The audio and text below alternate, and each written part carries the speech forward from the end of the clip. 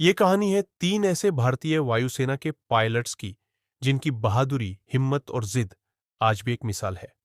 नाम था group captain Dilip Parulkar, squadron leader M S. Grewal और फ्लाइट लेफ्टिनेंट हरीश सिंघा जी। दिसंबर 1971 भारत और पाकिस्तान के बीच जबरदस्त युद्ध चल रहा था। इन्हें भेजा गया था एक बेहद खतरनाक मिशन पर, पाकिस्तान की सीमा में जाकर बमबारी करने का। 10 दिसंबर 1971 की सुबह दिलीप परुलकर अपने सुखोई 7 विमान से पाकिस्तान के एक रेडार स्टेशन पर हमला कर रहे थे। तभी जमीन से आई एक एंटी एयरक्राफ्ट मिसाइल ने उनके जहाज को सीधा निशाना बना लिया। विमान आग में घिर गया और किसी तरह पैराशूट से कूदकर वो नीचे उतरे, लेकिन उतरते ही पाकिस्तानी सैनिकों ने उन्हें पकड़ लिया। उधर उनके साथी ग्रेवाल और सिंह जी भी अलग अलग मिशनों में थे और उनके विमान भी पाकिस्तानी इलाके में गिरा दिए गए। अब ये तीनों युद्धबंदी बन चुके थे। उन्हें ले जाया गया रावलपिंडी के पास एक कड़ी सुरक्षा वाले पीओडब्ल्यू कैंप में, जहां पहले से भारतीय सैनिक बंद थे। जेल का माहौल डर और तनाव से भरा था। हर ओर हथियारबंद गार्ड, ऊंची दीवारें और कांटेदार तारों से घिरा कैंप। पहले तो उन्हें अलग अलग सेल में रखा गया, लेकिन बाद में तीनों को साथ रहने दिया गया और वहीं से शुरू हुआ इतिहास का सबसे साहसी प्लान, जेल ब्रेक। परुलकर ने पहले ही कहा था, अगर मैं कभी पीओडब्ल्यू बनूंगा तो मैं जरूर भागने की कोशिश करूंगा, और यही बात उन्होंने निभाई। उन्होंने अपने साथ ग्रेवाल और सिंह जी को मिलाया।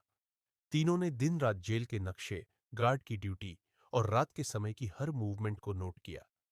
एक पुराने स्कूल एटलस से पाकिस्तान का नक्शा निकाला गया। उन्होंने तय किया कि सीधे भारत की ओर नहीं भागेंगे, बल्कि पश्चिम की तरफ, अफगानिस्तान की सीमा तोरखम की ओर जाएंगे, जहां निगरानी कम थी। 13 अगस्त 1972 की आधी रात तूफानी आसमान के नीचे तीनों ने अपनी योजना को अंजाम देना शुरू किया। उन्होंने अपने यूनिफॉर्म उतारे और पठान कपड़े पहन लिए, सफेद कुर्ता पायजामा, सिर पर पगड़ी और कंधे पर चादर। अब वो दुश्मन के इलाके में स्थानीय लोगों जैसे दिख रहे थे। धीरे धीरे वो अपने सेल से निकले, एक वेंटिलेटर के रास्ते रेंगते हुए बाहर पहुंचे। हर कदम पर जान का खतरा था। जरा सी आवाज और सब खत्म। कांटेदार तार काटकर वो जेल की दीवार के पार निकल गए। ठंडी बारिश, अंधेरा और पीछे से आती सायरन की हल्की गूंज, लेकिन उन्होंने रुकना मुनासिब नहीं समझा। उनके लिए अब सिर्फ एक दिशा थी, आजादी।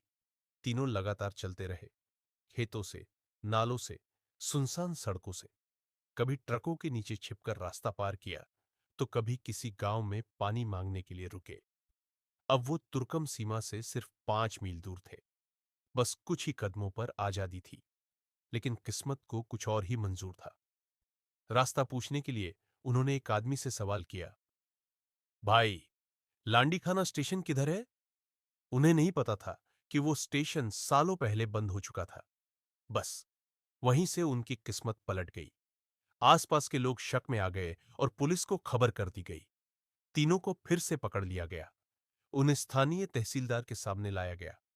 वहां दिलीप परुलकर ने अपनी सूझबूझ दिखाई।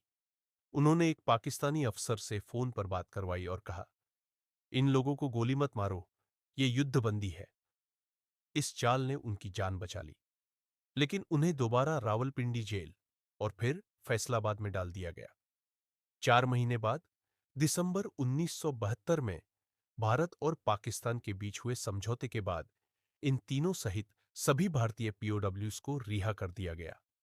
जब वे भारत लौटे तो एयरफोर्स बेस पर उनका स्वागत एक नायक की तरह हुआ।